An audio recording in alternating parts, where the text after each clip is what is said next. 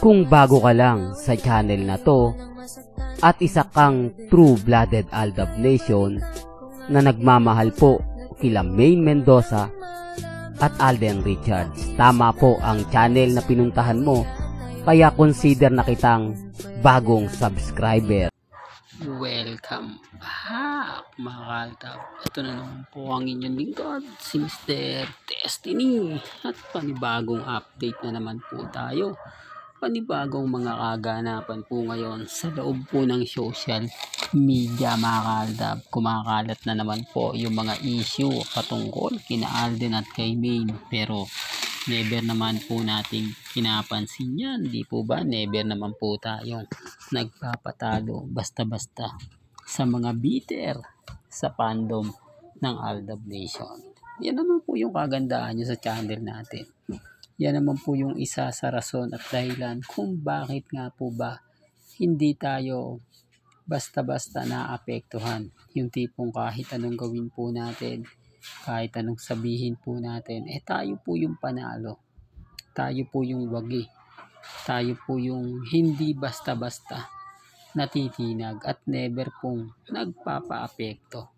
Gaya nga po ng mga post nila na kung saan talagang mapapaisip ka, talagang masasabi mo kung sino nga po ba talaga ang mga nagpapakalat ng mga impormasyong wala naman pong katotohanan. Kung sino-sino nga po ba talaga yung taong nasa likod ng mga kaganapan. Basta ako mga Aldab, masaya po ako.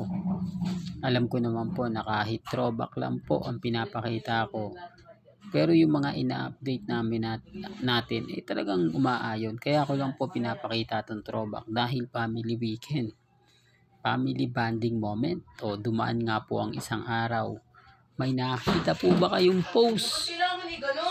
May nakita po ba kayong update kung saan nga po pumapabor para po sa army at sa mga Maine fanatics? Wala. Yan ang patunay. Di po ba? Respeto na lang po sa mga taong hindi naniniwala.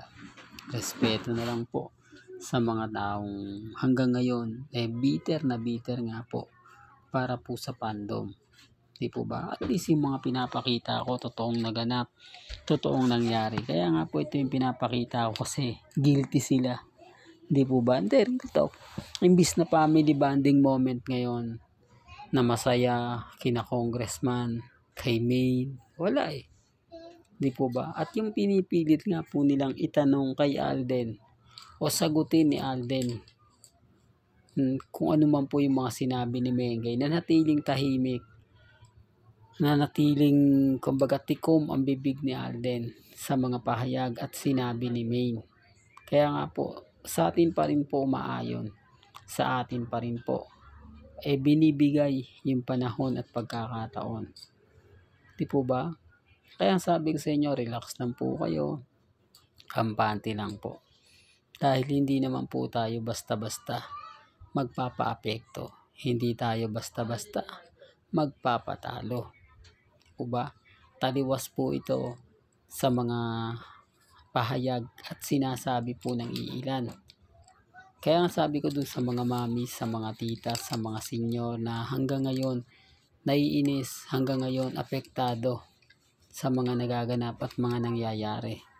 Naiinis sila dahil kumbaga alam nyo naman po, ako ramdam ko naman po ramdam ko na darating din po yung panahon, darating din po yung pagkakataon na tayo yung wagi, tayo yung panalo.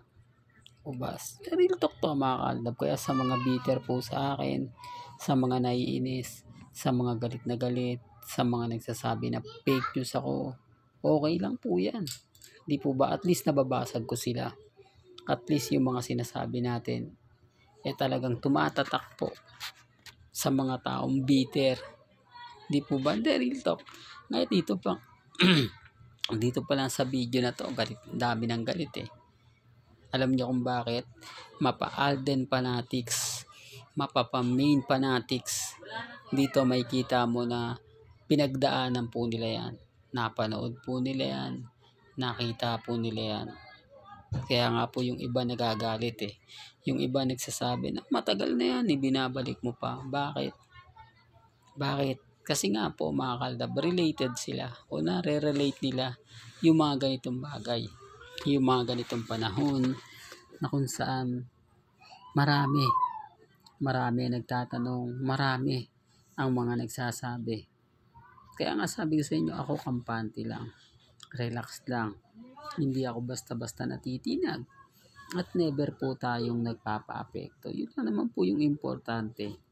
Yun naman po yung lagi kong sinasabi at lagi kong pinapahayag. Hindi po ba? Bagamat maraming istorya, maraming kwento, at least dun tayo. Hindi po ba?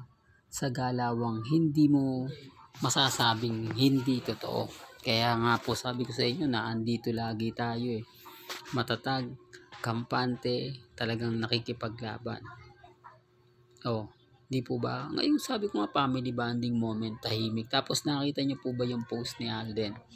Mga bata. Bakit nga po ba yun ang pinost niya? Kasi nga po nababati ko si Alden. Bakit hanggang ngayon daw single siya? Bakit hanggang ngayon nananatili siyang mag-isa sa buhay? Although kasama niya yung pamilya niya, wala, no doubt naman po tayo doon, baka may mag-react. Ang ibig sabihin yung tatay, yung ama, ina na magiging anak niya. Tapos si Mengay naman po, bakit hanggang ngayon daw po hindi pa rin po raw sila nagkakaroon ng anak ni Mengay, ni Congressman Atyo? Bakit hanggang ngayon daw single pa rin, hindi pa rin po daw siya nabubuntis? Gayong kumbaga sa social media, hindi naman lingid sa inyong kaalaman po ba?